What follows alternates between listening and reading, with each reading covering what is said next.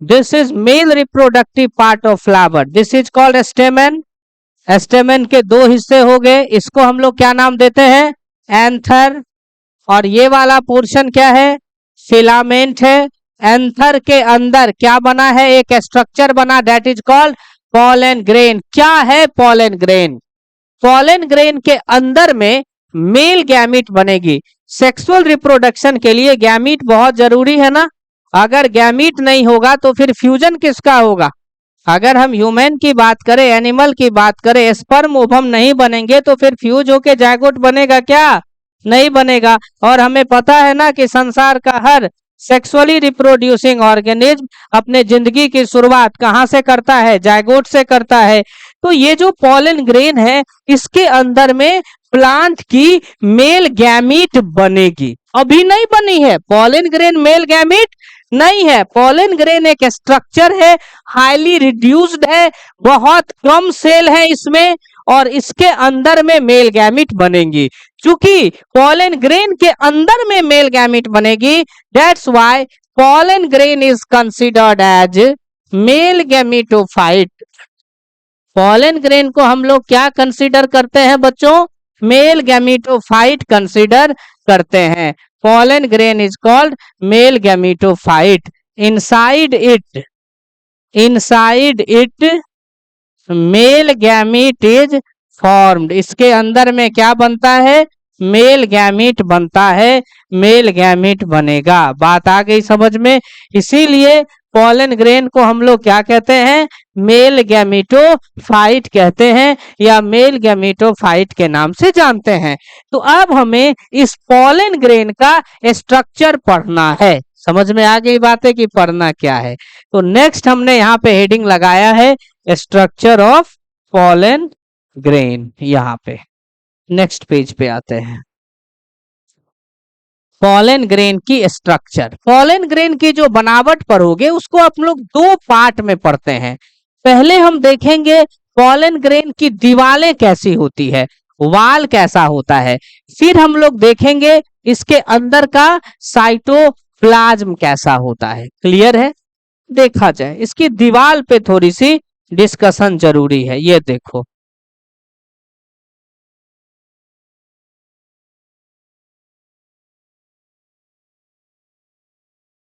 ये pollen grain है।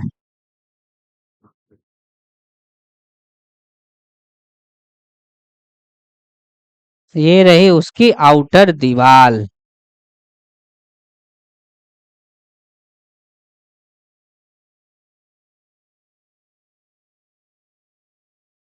Done.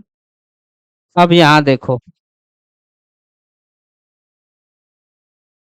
ये रही उसकी अंदर वाली दीवार।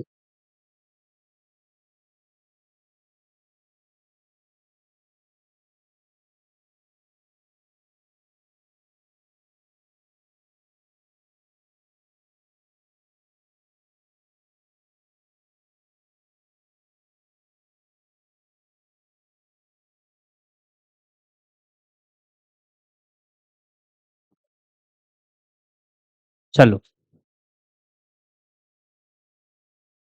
ध्यान देंगे, पॉलन ग्रेन को जब देखा गया तो लगभग ये स्फेरिकल है, गोलाकार है। ठीक है? और ये जो स्फेरिकल स्ट्रक्चर है उसकी डायमीटर इंपॉर्टेंट है। याद रखिएगा, पॉलन ग्रेन जो है नियरली स्फेरिकल, लगभग कैसी है? ये गोलाकार है। ठीक है? और डायमीटर कितनी है?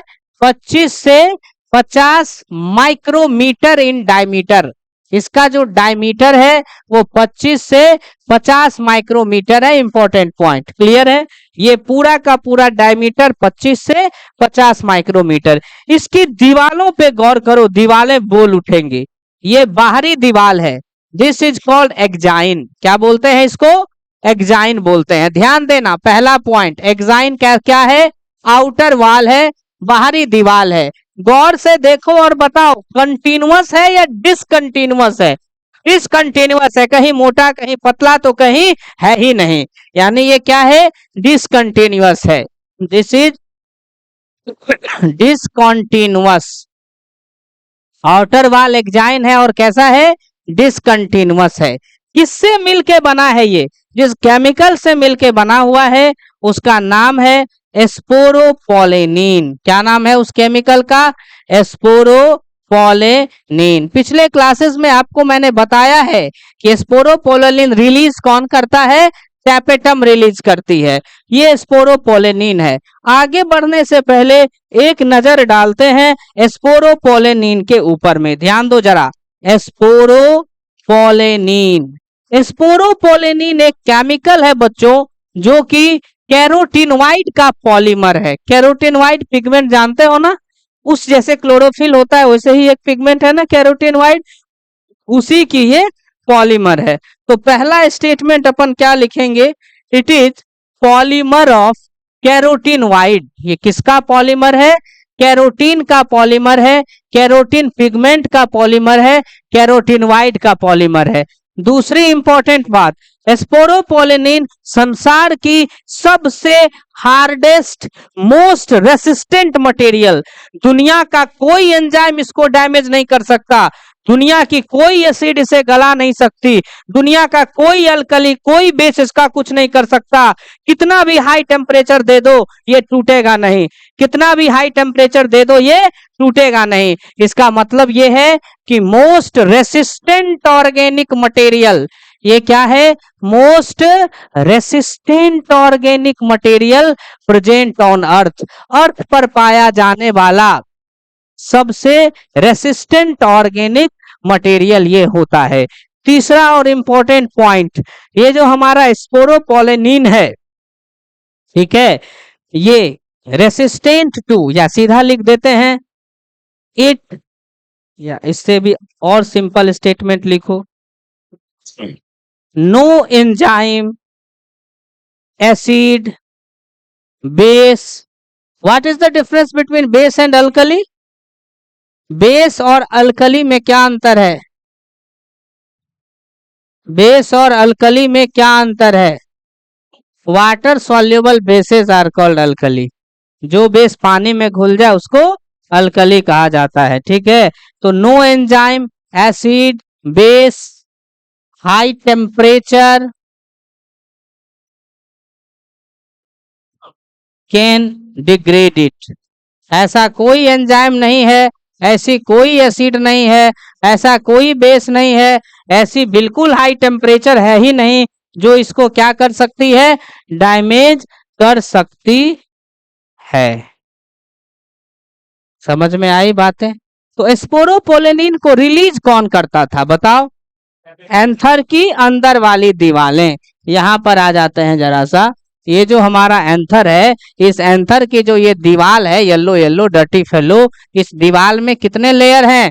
4। उसी में सबसे अंदर वाली लेयर का नाम क्या था? टैपेटम। वही इस केमिकल को क्या करती है? रिलीज करती है। तो क्या लिखेंगे हम लोग? Released, released by tapetum. कौन इसको रिलीज करता है? टैपेटम इसको रिलीज करता है, रिलीज्ड बाय टैपेटम। तो पहला पॉइंट, पॉलीमर ऑफ कैरोटीनवाइड है, मोस्ट रेसिस्टेंट ऑर्गेनिक मटेरियल धरती की, कोई एंजाइम, एसिड, बेस, अल्कली इसको डैमेज नहीं कर सकता। इसको रिलीज कौन करता है? टैपेटम करता है। ये क्या करती है? बनाती है, फॉर्म करती है। क्या फॉर्म करती है? Outer layer. किसका? पॉलन ग्रेन का। Form outer layer of pollen grain. ये पॉलन ग्रेन का बाहरी परत बनाती है बच्चों, आउटर लेयर बनाती है। बात आ गई समझ में? 1 2 3 4 5 पॉइंट है, पांचों इंपॉर्टेंट है। ठीक है, आगे देखो। ये जो एंजाइम है ना, जब आप इसको माइक्रोस्कोप पे देखेंगे तो ये डिफरेंट पैटर्न्स में आपको दिखलाई देगा, फैसिनेटिंग डिजाइन्स में आपको दिखलाई देगा। एनसीईआरटी ने कुछ पिक्चर्स डिस्प्ले किए हुए हैं, आप देख सकते हैं। ये अलग अलग तरीके से आपको दिखलाई देगा, डिफरेंट डिफरेंट खूबसूरत तरीके से ये दिखलाई देगा। यानी हम यहाँ लिख सकते हैं एंजाइम के बारे में कि present in form of various fascinating pattern. अलग अलग फेसिनेटिंग पैटर्न के रूप में ये क्या है, मौजूद रहता है। यही है हमारा एग्जाइन। समझ में आ गई बात है। इसके बाद अंदर वाली लेयर पे थोड़ा सा फोकस किया जाए। ये जो अंदर वाली लेयर है ये देखो यहाँ, इसको हम लोग नाम देते हैं इंटाइन। क्या नाम देते हैं, इंटाइन। इंटाइन क्या है, इनर लेयर। क्या है ये, अंदर वाली लेयर है, inner layer of pollen grain. Pollen grain की जो दीवार है उसकी ये अंदर वाली लेयर है। तो किसी भी प्लांट सेल की दीवार की लेयर किसकी बनी होगी, जनरली सेलुलोज होगा। उसी तरह इसमें भी याद रखना ये बना हुआ होता है, एग्जाम में ये क्वेश्चन अवश्य आते हैं, made of cellulose and pectin. ये किसका बना हुआ होता है, सेलुलोज का और पेक्टिन का बना हुआ होता है। कहीं कहीं बुक में लिखा हुआ रहता है पेक्टोसेलुलोजिक इन नेचर। नेचर में ये कैसा होता है, पेक्टोसेलुलोजिक होता है। क्लियर है। ये जरा गौर करके बताना बेटा, कंटिन्यूअस है या डिसकंटिन्यूअस। ये कंटिन्यूअस है, गौर करो ना, हर जगह यूनिफॉर्म थिकनेस है ना, तो ये कैसी है, कंटिन्यूअस है। आवाज नहीं, ये कैसी है, कंटिन्यूअस है। ये कैसी है, कंटिन्यूअस है। तो चलो शुरू हो जाओ। पॉलन ग्रेन की दीवार की बात करेंगे, उसके पहले पॉलन ग्रेन का शेप कैसा है, नियरली स्फेरिकल। माइक्रोमीटर का ये डायमीटर बताओ कितना है, 25 से 50 माइक्रोमीटर। दीवार में कितनी लेयर होती है, 2 लेयर होती है। आउटर लेयर को क्या कहते हैं, एक्जाइन। इनर लेयर को इंटाइन। डन है। आउटर लेयर डिसकंटिन्यूअस या continuous, discontinuous. Inner layer continuous. Outer layer का नाम एक्जाइन, इनर लेयर का नाम इंटाइन। इंटाइन किससे बनी है, सेलुलोज पेक्टिन से। एक्जाइन किससे बनी है, स्पोरोपोलेनिन से। आगे आ जाओ। ये जो स्पोरोपोलेनिन है, यहाँ एक और बात का जिक्र करना जरूरी हो जाता है।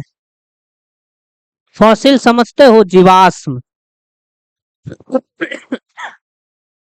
जीवाश्म क्या होता है, क्या होता है, डायनासोर्स आज से कई मिलियन ईयर्स एगो धरती पे उसका राज हुआ करता था, है ना।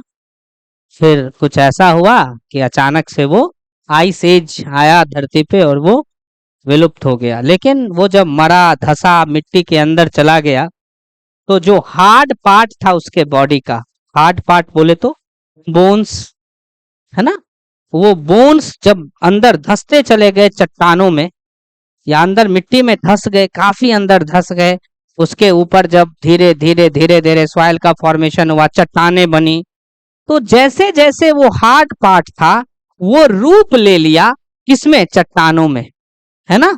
उसी को इम्प्रिंट को हम लोग फॉसिल बोलते हैं। ओके, तो वही हमें मिलता है कार्बन डेटिंग मेथड वगैरह से। ठीक है, हम लोग क्या करते हैं, उसका एज निकालते हैं और पता करते हैं कि अच्छा ये जानवर इतना साल पहले एग्जिस्टेंस में था, अस्तित्व में था। हम इवोल्यूशन में आपको फॉसिल्स के बारे में बहुत बढ़िया से बताएंगे। तो फिलहाल मॉरल ऑफ द स्टोरी ये है कि पॉलन ग्रेन्स के साथ भी तो है आउटर लेयर जो स्पोरोपोलेनिन की बनी हुई है, वो तो काफी हार्ड है। एक्जाइन या स्पोरोपोलेनिन काफी हार्ड है। तो सीधी सी बात है, अगर हमें कहीं पर फॉसिल के रूप में पॉलन ग्रेन मिलता है या पॉलन ग्रेन का फॉसिल मिलता है, तो सीधी सी बात है इसकी क्रेडिट किसको जाएगी, हार्ड पार्ट को। क्योंकि हार्ड पार्ट के ही कारण क्या बनेंगे, इम्प्रिंट्स बनेंगे। तो क्या लिखेंगे, it is responsible for the preservation of, ये भी है बेटा, भी है ये, है ना, ये भी है, preservation of pollen grain as fossils. Pollen grain को जीवाश्म के रूप में प्रिजर्व जो है अगर होता है, बचता है, रहता है, तो उसकी क्रेडिट किसको जानी चाहिए, स्पोरोपोलेनिन को। एनसीईआरटी ने एक क्वेश्चन पूछा है कि do you think the exine should be hard, क्या तुम सोचते हो कि एक्जाइन हार्ड होनी चाहिए। हाँ बिल्कुल, exine must be hard, must be resistant, क्योंकि इसके अंदर में क्या है, मेल गैमीट है। अगर मेल गैमीट डैमेज हो गया तो फिर सेक्सुअल रिप्रोडक्शन की कोई इवेंट होगी क्या आतिफ? होगी नहीं होगी। इसीलिए ये बहुत आवश्यक बात है कि हम क्या करें, इसके गैमीट को प्रोटेक्ट करें। इसीलिए आउटर दीवार का हार्ड होना क्या है, जरूरी है। समझ में आई बातें? आगे देखो, इस वाले पॉइंट पे थोड़ा सा गौर किया जाए। ये वाला पॉइंट दिख रहा है, दिस इज कॉल्ड जर्मपूर। क्या कहते हैं इसको हम लोग? जर्मपूर कहते हैं। Why this is called germ pore? क्योंकि ये एक ऐसी जगह है ना जहां पर एग्जाइन है ही नहीं। पॉलन ग्रेन में ये पॉइंट और ये पॉइंट एक ऐसा पॉइंट है जहां पर एग्जाइन है क्या, नहीं है। ये पोर की तरह दिखता है, दैट इज जर्मपोर। तो क्या लिखेंगे, point on the pollen grain, point on the pollen grain comma where exine is absent. जहां पर क्या होता है, एग्जाइन बेटा अनुपस्थित होता है, नहीं पाया जाता है, इज कॉल्ड, उसको हम लोग क्या कहते हैं, जर्मपोर कहते हैं। Is called germ pore. समझ में आ गई बात है? इसका क्या काम है ये हमें जब पॉलन पिस्टिल इंटरेक्शन पढ़ेंगे वहां हम लोग पढ़ेंगे what is the function of germ pore. अभी नहीं पढ़ेंगे, अभी बस हम सिर्फ इस जगह को जानेंगे कि जर्मपोर क्या है। जैसे बचपन में क्या होता है, पहले सिखाते हैं A for apple, B for ball, R for rose. जब बच्चा बड़ा होता है तब समझता है कि रोज का क्या काम है, नहीं बॉल का क्या काम है, एप्पल का क्या काम है बाद में। तो पहले नाम जानता है ना, तो पहले नाम जानो कि इस पॉलन ग्रेन में ये पॉइंट है जहां पर एग्जाइन क्या है, एब्सेंट है, and that specific point is known as germ pore. यहां तक मामला ठीक है। अब हमें देखना है इसके साइटोप्लाज्म के बारे में। ओके, गौर करेंगे। हमारा नेक्स्ट हेडिंग होगा साइटोप्लाज्म।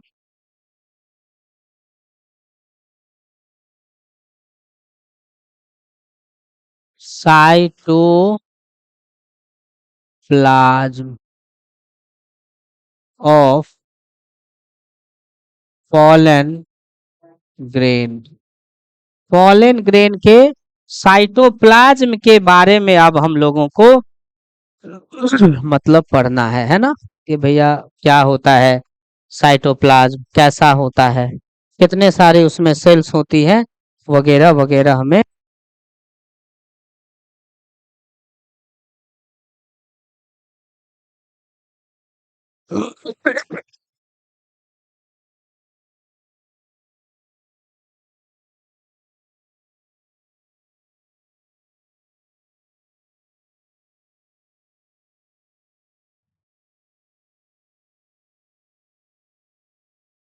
ये पॉलन ग्रेन है और थोड़ा हम इसको बड़ा करते हैं। बात मत करो, बात नहीं, एक ही बार तो बनाना पड़ेगा, उसी में तो काम ही हो जाएगा। ग्रीन से बनाए थे ना हम लोग।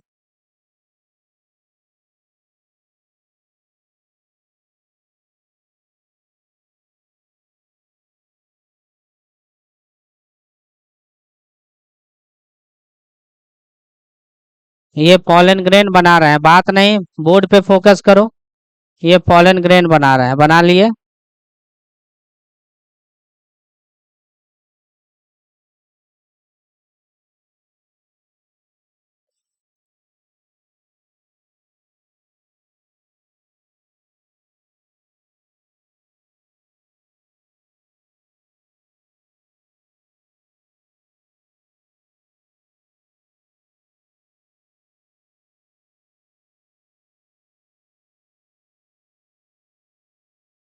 जौनपुर बन गया।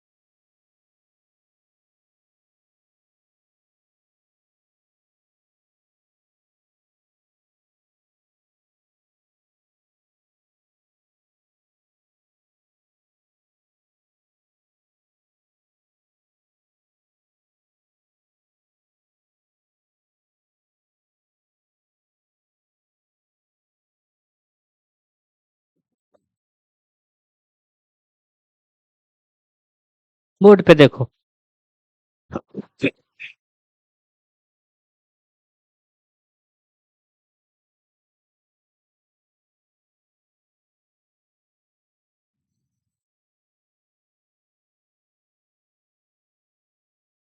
ये रहा हमारा pollen grain.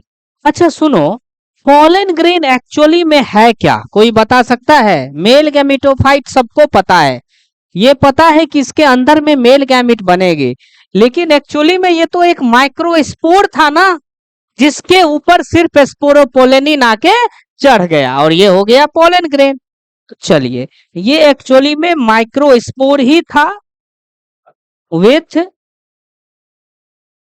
Deposition of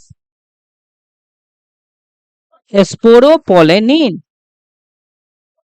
sporopollenin.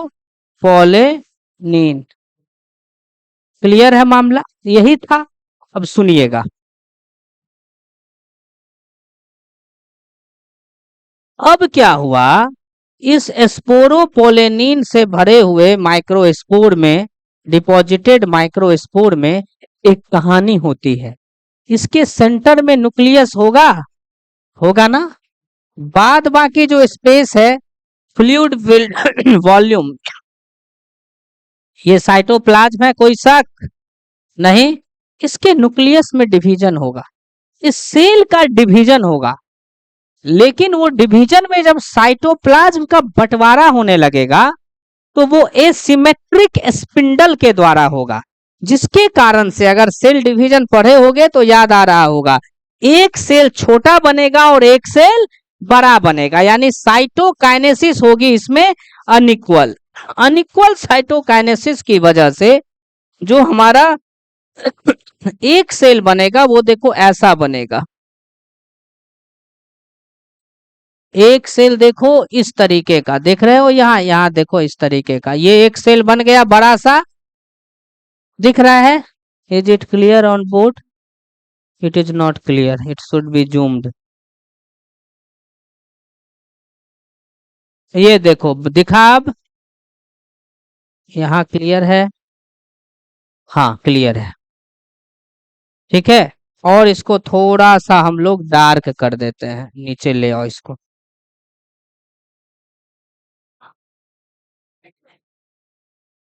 देखो ये एक सेल हो गया, इस सेल का अपना एक न्यूक्लियस है, ये देखो, जो इरेगुलर शेप का है। कैसा न्यूक्लियस है ये?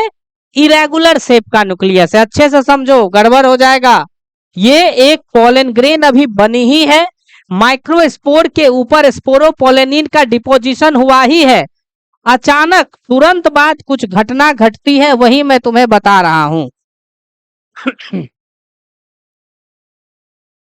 यही रहने दो इसको, यहां रहने दो, यहाँ ठीक है।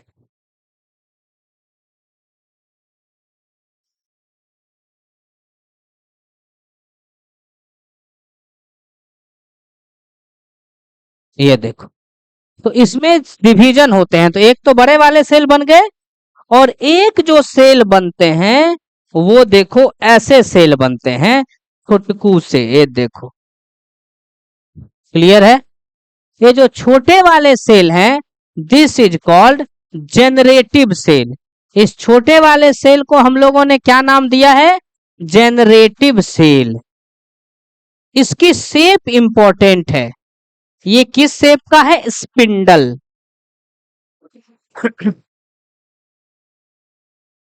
ओके, ये जो बड़े वाले सेल हैं, ये बड़ा वाला सेल, इसको बोलते हैं वेजिटेटिव सेल। क्या बोलते हैं?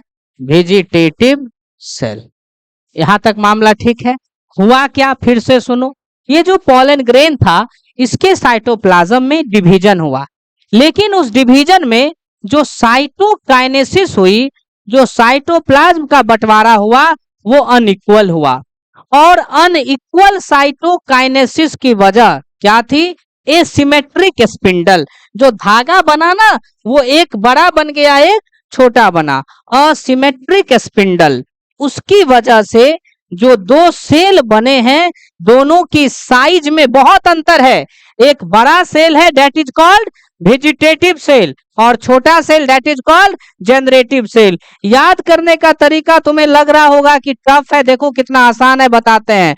भी से वेजिटेटिव सेल, भी से बड़ा, जनरेटिव सेल में जीन आ गया ना, और जीन तो छोटी होती है ना, तो जनरेटिव सेल छोटा, वेजिटेटिव सेल बड़ा। यहां तक कोई शक नहीं है, इसको पूरा कलर कर दो।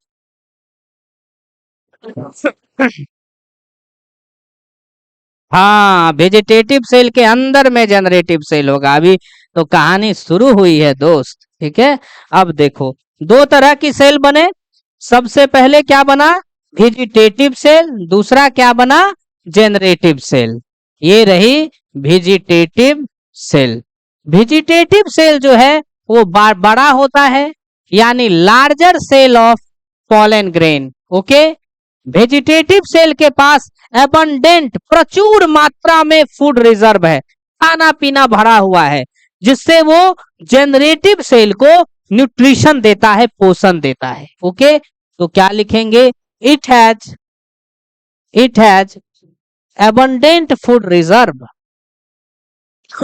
एबंडेंट फूड रिजर्व होता है, जिससे वो क्या करता है, इट प्रोवाइड न्यूट्रिशन, ये पोषण देता है।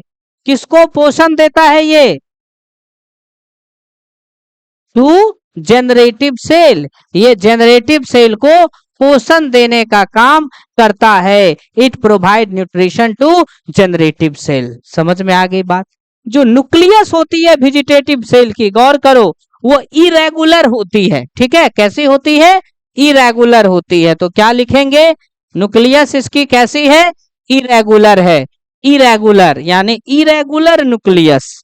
न्यूक्लियस कैसा है, इरेगुलर शेप का होता है, irregular shaped nucleus. Nucleus shape में कैसा है बच्चों, इरेगुलर शेप है, बड़ा है, पोषक तत्व भरे हुए हैं, और न्यूक्लियस का शेप कैसा है, इरेगुलर है ना, इरेगुलर शेप न्यूक्लियस है।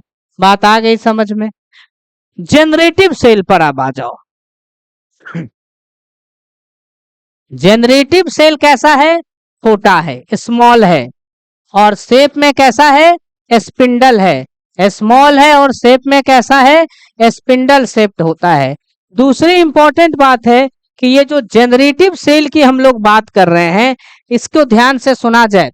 जनरेटिव सेल फ्लोट करता है, तैरता है, किसके साइटोप्लाज्म में, वेजिटेटिव सेल के साइटोप्लाज्म में।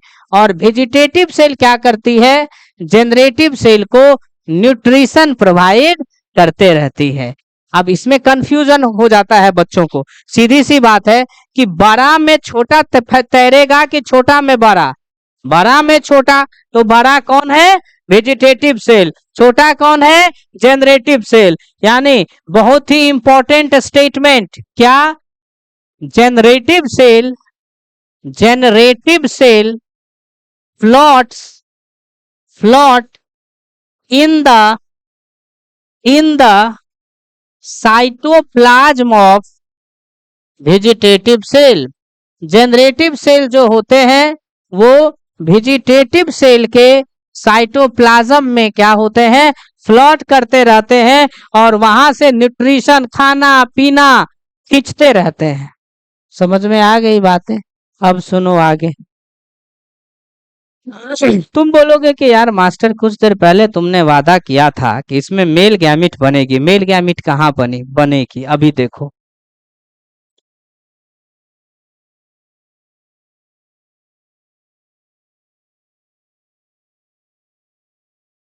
ये वेजिटेटिव सेल बना देते हैं, ये उसका न्यूक्लियस बना देते हैं इरेगुलर, ठीक है। ये हो गई यहाँ वेजिटेटिव सेल इस तरफ भी। अब देखो ये जो जनरेटिव सेल देखे थे कुछ देर पहले, देख रहे थे ना, जनरेटिव सेल कुछ देर पहले देख रहे थे कि नहीं, देख रहे थे ना।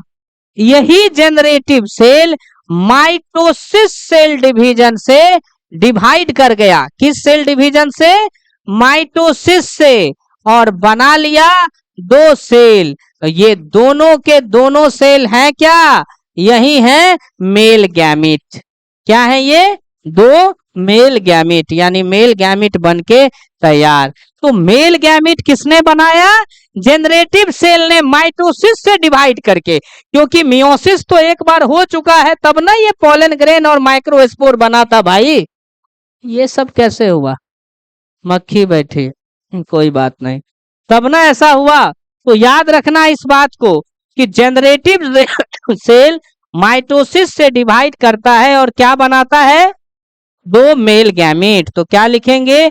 इट डिवाइड बाय माइटोसिस, ये माइटोसिस से डिवाइड करता है और क्या बनाता है?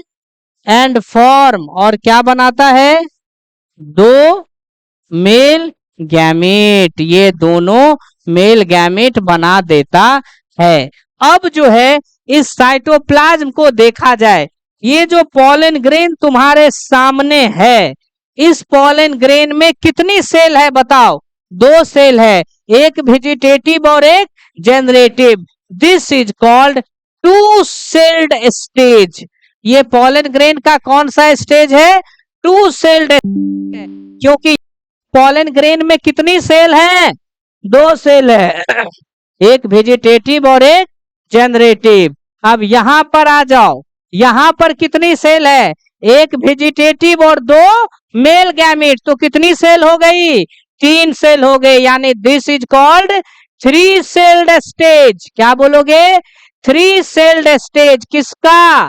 पोलन ग्रेन का। आपसे नीट वाला एक क्वेश्चन किया हुआ है, एनसीईआरटी भी पूछती है कि जब पोलन ग्रेन में तीन सेल्ड स्टेज होते हैं तो कौन कौन सा सेल होता है? थ्री सेल्ड स्टेज जो होते हैं पोलन ग्रेन में, एनसीईआरटी ने पूछा है कौन कौन से सेल होते हैं? एक वेजिटेटिव सेल और दो मेल गैमेट। यही है तुम्हारे पोलन ग्रेन का साइटोप्लाज्म। ठीक है, बिल्कुल यही है आपके पोलन ग्रेन का साइटोप्लाज्म।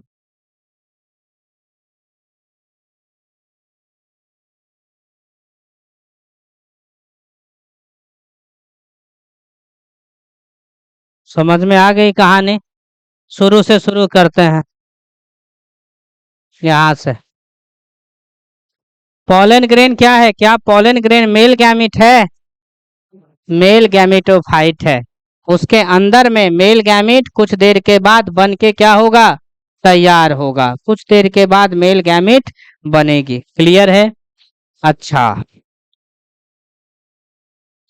इसके अंदर में जो मेल गैमेट बनेगी वो कैसी होगी? मेल गैमेट हम लोग क्या पढ़ रहे हैं? फ्लावरिंग प्लांट ना, यानी हम लोग एंजियो स्पर्म पढ़ रहे हैं। तो एंजियो स्पर्म की बच्चे जो मेल गैमेट होती है वो कैसी होती है? मोटाइल या नॉन मोटाइल? खड़े हो जाओ, जल्दी खड़े हो जाओ। मोटाइल या non motile? Motile, non motile होती है। क्या सही है? कितने लोग वोटिंग के लिए हाथ उठाते हो? बस, तुम्हारा बैचमेट ने तुम्हारा साथ नहीं दिया, लेकिन कोई बात नहीं, तुम्हारा जवाब गलत नहीं है, सही है। मेल गैमेट एंजियोस्पर्म, बैठो बैठो, एंजियोस्पर्म का मतलब होता है फ्लावरिंग प्लांट। ओके, और उसमें जो मेल गैमेट होती है वो नॉन मोटाइल होती है, इंपॉर्टेंट। और इस नॉन मोटाइल मेल गैमेट को कैरी कौन करता है? Pollen grain. मेल गैमेट चल नहीं सकती है, ठीक है, यहाँ कैसे जाएगी? ये है किसके अंदर? पोलन ग्रेन के अंदर। ये पोलन ग्रेन या तो हवा से उड़ के फीमेल तक जाए, इंसेक्ट के बॉडी से चिपक के जाए, पानी में बह के जाए, जैसे मन जाए, लेकिन ये इसको धो के ले जाएगा। तो ये जो नॉन मोटाइल मेल गैमेट है उसको कैरी कौन करेगा? Pollen grain. तो याद रखना, pollen grain serves as carrier of non motile male gamete, non motile male gamete.